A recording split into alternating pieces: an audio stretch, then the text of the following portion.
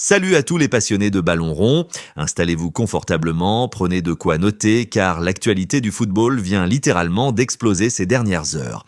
Attendez d'entendre ça, c'est une information que la presse catalane via Mundo Deportivo se délecte de relayer. Kylian Mbappé est au cœur d'un scandale médical monumental au Real Madrid, tout part des révélations du journaliste Daniel Riolo, confirmé ensuite par la Cadena Cope. Tenez-vous bien, le staff médical du Real Madrid aurait commis une erreur de diagnostic tout simplement surréaliste. Selon ces sources, les médecins madrilènes ont examiné le genou droit de l'attaquant français alors que la douleur se situait clairement sur son genou gauche.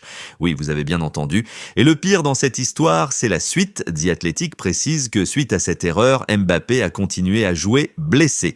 Il a disputé 3 matchs supplémentaires avec un genou gauche enflé sans que personne au club ne tire la sonnette d'alarme.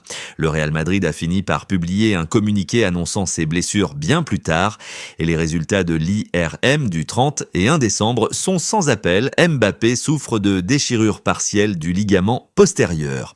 Face à ce manque de transparence flagrant et aux rumeurs d'une possible opération, le capitaine des Bleus a dû prendre une décision radicale. Il a quitté Madrid pour se rendre à Paris afin d'obtenir enfin un protocole de soins cohérent et fiable auprès de médecins en qui il a confiance. Aujourd'hui, l'affaire prend une tournure plus politique au sein du club. Marca révèle que l'attaquant est entré dans une colère monumentale contre son club. L'ancien nutritionniste de la Maison-Blanche, lui-même récemment renvoyé après des désaccords profonds, a même sauté sur l'occasion pour critiquer publiquement les méthodes du staff médical sur Instagram, ironisant sur le fait qu'il prescrirait des compléments basés sur ChatGPT. L'ambiance est délétère à Madrid. On change radicalement de décor, direction l'Angleterre, pour une information qui a glacé le sang des supporters des Reds. C'est officiel, c'est la fin d'une ère légendaire. Mohamed Salah va quitter Liverpool gratuitement à la fin de la saison. C'est la fin du mythique King d'Anfield. Hier soir, l'Égyptien de 33 ans a publié une vidéo poignante pour annoncer la nouvelle à ses fans. Avec 255 buts en 9 ans, Salah est le 3e meilleur buteur de l'histoire du club. Ces mots « You'll never walk alone » résonnent aujourd'hui comme un adieu définitif. Selon The Sun et la presse britannique, ce départ intervient dans un climat très pesant. La relation entre Salah et son entraîneur Arne Slot serait totalement rompue. Le joueur estimerait avoir été jeté sous le bus par sa direction. Maintenant, la question que tout le monde se pose, où ira-t-il ? Son agent assure que rien n'est encore acté, mais les sirènes se font pressantes. The Athletic confirme que la Saudi Pro League est une option très sérieuse. Al Ittihad, qui avait déjà tenté le coup en 2023, et Al Hilal sont sur les rangs. La MLS américaine est aussi une possibilité, tout comme un retour en Italie, où il a déjà brillé à la Fiorentina et à la Roma. Bref, Mohamed Salah a l'embarras du choix pour son dernier défi. Ses adieux définitifs à Anfield sont déjà programmés pour le 24 mai prochain contre Brentford. Préparez les mouchoirs. De l'autre côté de l'Atlantique, l'équipe de France lance sa préparation pour la Coupe du Monde. À 3 mois du grand rendez-vous, les Bleus ont pris leur quartier dans leur futur camp de base à Boston. C'est une tournée américaine cruciale pour Didier Deschamps, qui doit mêler préparation sportive, adaptation au décalage horaire et enjeux commerciaux.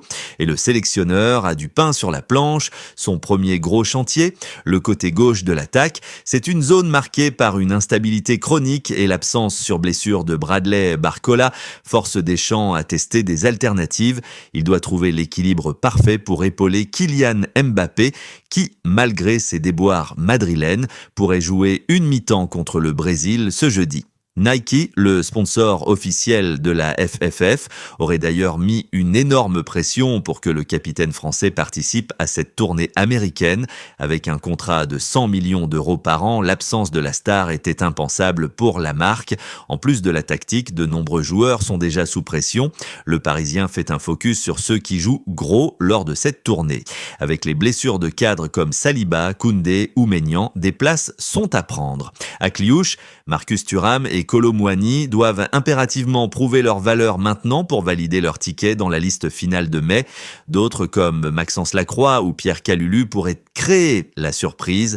Deschamps l'a dit, il faut trouver des repères fixes et vite. Et maintenant, passons au dossier qui enflamme les réseaux sociaux depuis 24 heures. C'est la rumeur qui pourrait tout changer pour la saison prochaine. Achraf Hakimi voudrait retourner au Real Madrid. Tout commence ce mardi quand le journaliste espagnol Ramón Álvarez de Mon lâche une bombe. Hakimi souhaiterait retrouver son club formateur et serait prêt à faire d'énormes sacrifices financiers pour faciliter l'opération. L'idée est séduisante, surtout quand on sait que son meilleur ami Kylian Mbappé y est déjà installé. Mais attention, avant de l'imaginer avec la tunique blanche, il y a la réalité du terrain. L'agent du joueur, Alejandro Camagno, a immédiatement éteint l'incendie. Selon lui, Achraf est très heureux à Paris et il n'y a eu aucun contact avec Madrid.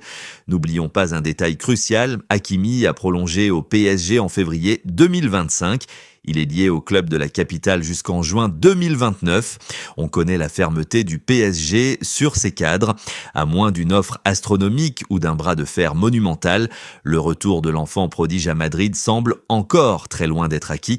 Mais dans le football moderne, on le sait, tout peut aller très vite, surtout quand le Real Madrid entre dans la danse. On continue avec un dossier qui brûle les doigts de la LFP, le report de la discorde entre Lens et le Paris Saint-Germain. Pourquoi une telle tension ? Le PSG veut décaler ce choc pour préparer au mieux sa double confrontation contre Liverpool en Ligue des Champions. Mais à Lens, ça ne passe pas du tout. Pour les 100 et or, un report, c'est l'obligation de rester 15 jours sans jouer pour ensuite enchaîner 3 matchs en une seule semaine. Le président lensois Joseph Oujourlian est déjà monté au créneau. Il critique ouvertement l'influence du PSG dans les instances du football français.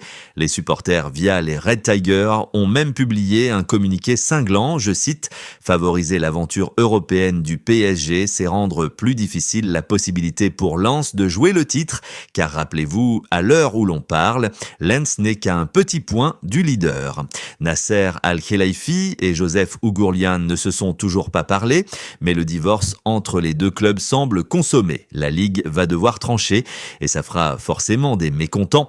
On glisse doucement vers le marché des transferts car ça bouge aussi dans les coulisses des grands d'Europe. D'abord, le cas Bernardo Silva. Après 9 saisons de légende à Manchester City, le Portugais s'apprête à faire ses valises.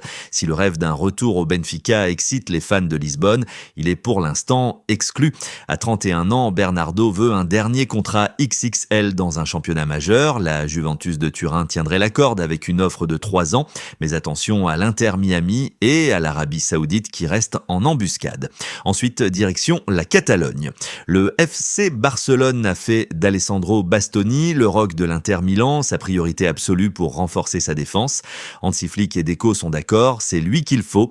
Estimé à 80 millions d'euros, le Barça espère négocier autour de 60 millions en profitant des besoins financiers de l'Inter. Le joueur aurait déjà donné sa préférence au club Blaugrana. Affaire à suivre de très près après la trêve. Voilà les amis, on a fait le tour complet de cette actualité footballistique totalement folle. Et vous, qu'en pensez-vous ? Est-ce que le Real Madrid a vraiment saboté la santé de Mbappé ? Est-ce que vous voyez Hakimi forcer son départ pour rejoindre son pote Kylian à Madrid ? Dites-le moi tout de suite dans les commentaires, je veux lire vos avis.